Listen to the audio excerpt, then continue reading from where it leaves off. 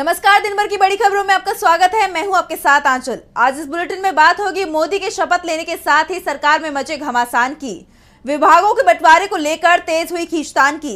देखेंगे इस बार पार्टी के कितने दिग्गजों को मोदी ने लगाया किनारे, मोदी के एजेंडे पर कैसे भारी पड़े नायडू। जानेंगे राहुल गांधी के प्लान को और बुलेटिन के आखिर में बात नीट पर शुरू हुई जांच की। लेकिन दिन भर की तमाम बड़ी खबरों से पहले एक नजर आज की सुर्खियों पर। ओडिशा में बदली शपथ ग्रहण की तारीख, 10 की जगह अब 12 जून को समारोह, 11 जून को बुलाई गई विधायक दल की बैठक।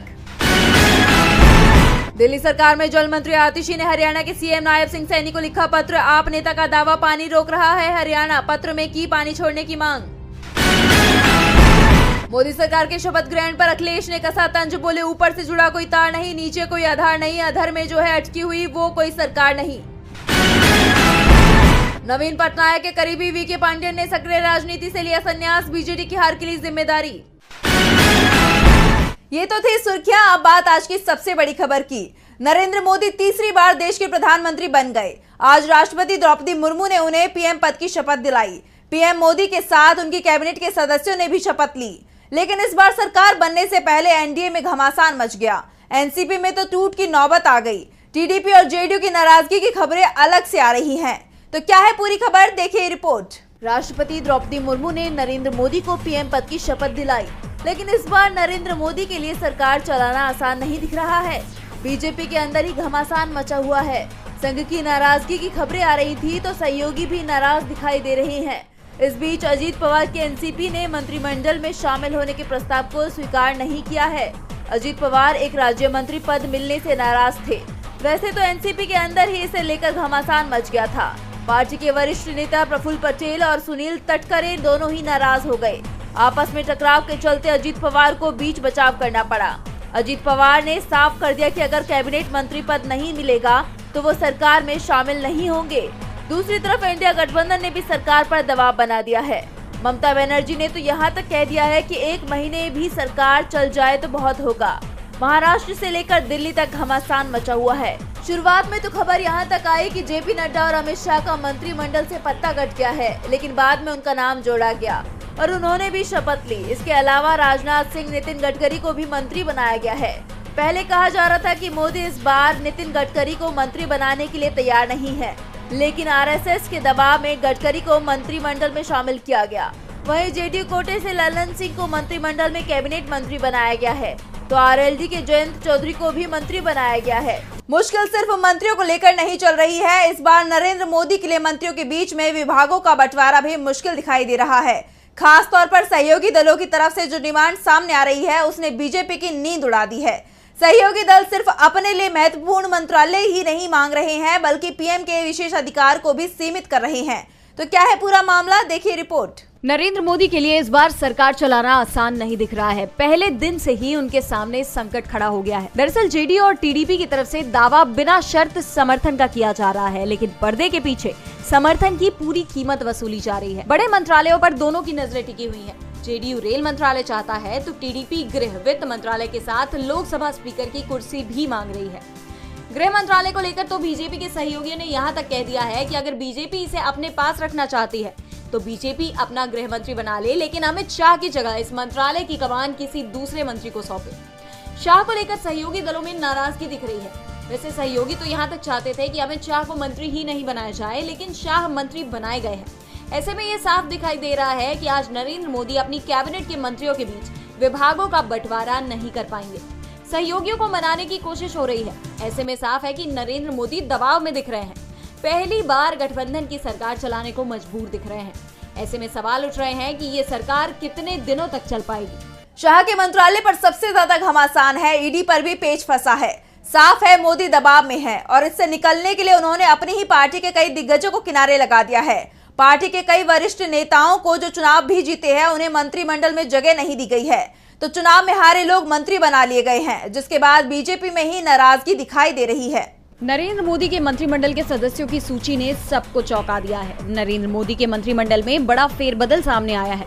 कई ऐसे मंत्री हैं जिन्हें इस बार शपथ ग्रहण समारोह का न्योता तक नहीं दिया गया, तो कई ऐसे नए चेहरे हैं जिन्हें मंत्रिमंडल में शामिल किया गया है। नए चेहरे जिन्हें शामिल किया गया है उनकी खुशी तो देखने लायक है, लेकिन लगभग 2 दर्जन ऐसे पुराने नाम हैं जो इस बार के मंत्रिमंडल की सूची में नजर नहीं आए, जिन्हें पार्टी ने इस बार टिकट ही नहीं दिया था। लेकिन कुछ चेहरे ऐसे भी हैं जिन्होंने न सिर्फ चुनाव लड़ा है बल्कि जीत भी हासिल की है, फिर भी उन्हें मंत्रिमंडल में जगह नहीं मिली। इन नेताओं में प्रमुख तौर पर Ajay Bhatt, Sadhvi Niranjan Jyoti, Meenakshi Lekhi, Rajkumar Ranjan Singh, general VK Singh, RK Singh, Arjun Munda, Smriti Irani, Anurag Thakur, Rajeev Chandrasekhar, Nisith Pramanik, Ajay Mishra Teni, Subhas Sarkar, John Barla, Bharati Pawar, Ashwini Choubey, Rao Saheb Danve, Kapil Patil, Narayan Rane, Bhagwat Karad. इसके अलावा भी कई नाम शामिल हैं। इस सूची के सामने आने के बाद बीजेपी सवालों से घिर गई है। जिन चेहरों पर पहले उसे इतना भरोसा था, इस बार उन्हीं नेताओं का पत्ता काट दिया गया है। 20 दिग्गजों को इस बार नरेंद्र मोदी ने अपने मंत्रिमंडल में शामिल नहीं किया है। नए मंत्रियों के सामने 100 दिन का एजेंडा रखा है, लेकिन मोदी के एजेंडे पर काम होना मुश्किल लग रहा है, क्योंकि उससे पहले टीडीपी की तरफ से अपना एजेंडा रख दिया गया है। और सबसे बड़ी बात, बीजेपी जिन मुद्दों से भागने की कोशिश कर रही है, टीडीपी ने अपने एजेंडे में वो सब कुछ शामिल कर लिया है। लोकसभा चुनाव के नतीजों से पहले बीजेपी ने प्रचंड जीत का अनुमान जताया था, लेकिन पार्टी चुनाव में बहुमत तक हासिल नहीं कर सकी, जिसके बाद बीजेपी अब गठबंधन की सरकार बनाने जा रही है। ऐसे में अब मोदी सरकार पूरी तरह से सहयोगी दलों पर निर्भर दिखाई दे रही है, तो वहीं सहयोगी दल समर्थन की पूरी कीमत मांग रहे हैं। इस बीच यूसीसी से लेकर परिसीमन और मुस्लिम कोटा तक शपथ ग्रहण से पहले टीडीपी ने बीजेपी के कोर मुद्दों पर रुख साफ कर दिया है। तेलुगु देशम पार्टी के नेता और एन चंद्रबाबू नायडू के बेटे एन लोकेश नायडू ने कहा कि उनकी पार्टी ये सुनिश्चित करेगी कि परिसीमन और समान नागरिक संहिता यूसीसी जैसे मुद्दों पर फैसला एक तरफा ना लिया जाए और ना ही किसी समुदाय का आरक्षण छीना जाए। समुदाय को चिंता करने की कोई जरूरत नहीं है। हम किसी का कोटा नहीं छीनेंगे, किसी को भी इस बारे में चिंता करने की जरूरत नहीं है। टीडीपी नेता ने कहा है कि ये रुख बीजेपी का है और वो तब होगा जब बीजेपी राज्य में अपने दम पर आंध्र प्रदेश में सरकार बनाएगी। सरकार का हमेशा से ये मानना रहा है कि सामाजिक और आर्थिक रूप से पिछड़े समुदायों को, चाहे वे किसी भी धर्म या जाति के हों, गरीबी से निपटने के लिए लाभ मिलना चाहिए और ये जारी रहेगा। उन्होंने आगे कहा कि परिसीमन, समान नागरिक संहिता आदि जैसे मुद्दों पर विस्तार से चर्चा की जाएगी और हल किया जाएगा। हम भागीदारों के साथ इन सभी मुद्दों पर आम सहमति बनाने की कोशिश करेंगे। नायडू ने साफ कर दिया है कि अब कोई इस सरकार को मोदी सरकार नहीं कहे। ये एनडीए की सरकार है, इसलिए एजेंडा भी एनडीए का ही चलेगा। नरेंद्र मोदी दबाव में है तो राहुल गांधी इस दबाव को बढ़ाने में जुटे हुए हैं। जनता के मुद्दे वो सदन में उठाने का ऐलान पहले ही कर चुके हैं और अब खबर आ रही है कि राहुल रायबरेली और वायनाड जा रहे हैं। तो क्या है राहुल का प्लान, देखिए रिपोर्ट। कांग्रेस ने लोकसभा चुनाव में इस बार 99 सीटें जीती हैं। इसी कड़ी में राहुल गांधी ने रायबरेली और वायनाड 2 सीटों पर चुनाव लड़ा था और दोनों सीटें जीती भी हैं। उन्होंने दोनों सीटों पर 3 लाख से ज्यादा वोटों पर जीत हासिल की है। चुनाव जीतने के बाद राहुल गांधी पहली बार वायनाड और रायबरेली का दौरा करने वाले हैं। लोगों को धन्यवाद देने के लिए राहुल गांधी 11 जून को रायबरेली और 12 जून को वायनाड जाएंगे। जीत के बाद गांधी परिवार का ये रायबरेली का पहला दौरा होने वाला है। इस दौरान राहुल के साथ प्रियंका गांधी और सोनिया गांधी भी मौजूद रहेंगी। इसकी जानकारी मिलते ही रायबरेली और अमेठी के कांग्रेस नेताओं में खुशी की लहर है। ऐसे में बड़ी संख्या में कांग्रेस कार्यकर्ता रायबरेली में मौजूद रहेंगे। स्थानीय नेता गांधी परिवार के भव्य स्वागत की तैयारी में जुट गए हैं। दोनों सीटों पर कांग्रेस की ऐतिहासिक जीत के बाद गांधी परिवार की ये पहली रायबरेली यात्रा होगी। इससे पहले लोकसभा चुनावों के दौरान सभी लोग रायबरेली पहुंचे थे। यही वजह है कि गांधी परिवार जीत के लिए जनता के साथ कांग्रेस कार्यकर्ताओं का आभार व्यक्त करने के लिए 11 जून को आ रहा है। कार्यकर्ता सम्मेलन के जरिए कांग्रेस ये संदेश देना चाहती है कि अगली बार देश भर में कांग्रेस की ब्यार बहेगी। राहुल दोनों में से एक सीट छोड़ेंगे, संकेत है कि वो वायनाड सीट छोड़ेंगे और रायबरेली अपने पास रखेंगे। राहुल ने इसके संकेत भी दे दिए हैं, तो दूसरी तरफ किसानों ने भी संकेत दिए हैं कि अगर कंगना रनौत के मामले में सीआईएसएफ की महिला कर्मचारी पर कार्रवाई हुई तो सरकार के खिलाफ बड़ा आंदोलन होगा। आज किसानों ने इसका ट्रेलर भी दिखा दिया, देखिए ये रिपोर्ट।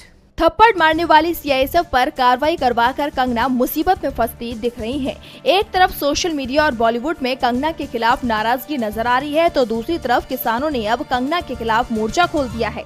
बता दें कि कंगना को थप्पड़ मारने वाली सीआईएसएफ कर्मी कुलविंदर कौर को पुलिस ने हिरासत में ले लिया है, जिसके चलते किसानों में नाराजगी है और कुलविंदर कौर की रिहाई को लेकर मोहाली की सड़कों पर हजारों की संख्या में किसान संगठनों ने इंसाफ मार्च निकाला। इस मार्च में भारतीय किसान नौजवान नौजवान यूनियन, संयुक्त किसान मोर्चा और किसान मजदूर संघर्ष समिति सहित कई संगठन शामिल हुए। किसानों ने पंजाब के मुख्यमंत्री के नाम मोहाली की आयुक्त आशिका जैन को एक ज्ञापन भी सौंपा। इनमें से कुछ लोग धरने पर बैठ गए। किसान संगठनों के CISF कांस्टेबल को सम्मानित करने का भी ऐलान किया गया। तो वहीं इस बीच कंगना का पुराना पोस्ट भी वायरल हो रहा है, जिसमें उन्होंने विल स्मिथ का थप्पड़ मारने पर साथ दिया था। दरअसल 2022 में हॉलीवुड एक्टर विल स्मिथ ने एक अवार्ड फंक्शन में उनकी बीवी पर कमेंट करने पर क्रिस रॉक को थप्पड़ मारा था। तब एक्ट्रेस ने पोस्ट किया था कि अगर वह विल की जगह पर होती तो वह भी ये कदम उठाती। बता दें कि 7 जून को शुक्रवार को कंगना रनौत नई दिल्ली जाने के लिए चंडीगढ़ एयरपोर्ट पहुंची थी। सुरक्षा जांच के दौरान CISF की एक कांस्टेबल ने कंगना को थप्पड़ मार दिया। अचानक हुई इस घटना से एयरपोर्ट पर अफरा तफरी मच गई। कुछ देर बाद थप्पड़ मारने वाली कांस्टेबल का एक वीडियो भी जारी हुआ, जिसमें वह किसान आंदोलन के दौरान कंगना की टिप्पणी पर गुस्सा जाहिर करती हुई दिखाई दी। और बुलेटिन के आखिर में देखते हैं नीट परीक्षा में हुए कथित घोटाले को। नीट परीक्षा के परिणाम का मामला लगातार तूल पकड़ता जा रहा है। अब इस मामले में कांग्रेस सांसद राहुल गांधी ने मोदी सरकार पर हमला बोलते हुए कहा कि नीट परीक्षा में हुई धांधली ने 24 लाख से अधिक स्टूडेंट्स और उनके परिवारों को तोड़ दिया है। तो वहीं विपक्ष के लगातार दबाव के बाद अब केंद्र सरकार इस मामले में जांच करवाने के लिए तैयार हो गई है, जिसकी रिपोर्ट एक हफ्ते में देनी होगी। तो कैसे होगी जांच, जानने के लिए देखिए खास रिपोर्ट। एक तरफ नरेंद्र मोदी रविवार को एक बार फिर तीसरी बार PM पद की शपथ लेंगे, तो दूसरी तरफ मोदी की सरकार बनने से पहले नीट परीक्षा के मामले में सवालों में घिर गए हैं। और इस मामले में कांग्रेस सांसद राहुल गांधी ने कहा कि नरेंद्र मोदी ने अभी शपथ ली भी नहीं है और नीट परीक्षा में हुई धांधली ने 24 लाख से अधिक स्टूडेंट्स और उनके परिवारों को तोड़ दिया है। एक ही एग्जाम सेंटर से 6 छात्र मैक्सिमम मार्क्स के साथ टॉप कर जाते हैं। कितनों को ऐसे मार्क्स मिलते हैं जो टेक्निकली संभव ही नहीं है, लेकिन सरकार लगातार पेपर लीक की संभावना को नकार रही है। राहुल ने आगे कहा कि आज मैं देश के सभी स्टूडेंट्स को विश्वास दिलाता हूं कि मैं संसद में आपकी आवाज बनकर आपके भविष्य से जुड़े मुद्दों को मजबूती से उठाऊंगा। युवाओं ने इंडिया पर भरोसा जताया है, इंडिया उनकी आवाज को दबने नहीं देगा। तो वहीं लगातार विपक्ष और छात्र के दबाव के बाद अब केंद्र सरकार इस मामले में जांच कराने को तैयार हो गई है। इसकी जानकारी खुद शनिवार को नेशनल टेस्टिंग एजेंसी NTA ने दी। केंद्र सरकार ने नीट UG में ग्रेस अंक विवाद को फिर से जांचने के लिए 4 सदस्यीय कमेटी का गठन किया है। ये कमेटी 1563 कैंडिडेट्स और 6 सेंटर्स की जांच करेगी जहां ग्रेस मार्क्स मिले हैं। इसमें सेंटर्स की मॉनिटरिंग के लिए लगे CCTV भी देखे जाएंगे और ये कमेटी एक हफ्ते में रिपोर्ट दे देगी। इस बीच रिजल्ट में गड़बड़ियों के विरोध में दिल्ली और कलकत्ता हाईकोर्ट में याचिका दायर की गई है। एग्जाम में टॉपर्स की बढ़ी हुई संख्या, मार्किंग स्कीम से अलग ग्रेस मार्क्स देना, आंसर में बदलाव और एग्जाम से पहले ही पेपर लीक जैसे आरोप लगाए गए हैं। तो आज इस बुलेटिन में इतना ही। देखते रहिए DB लाइव। नमस्कार।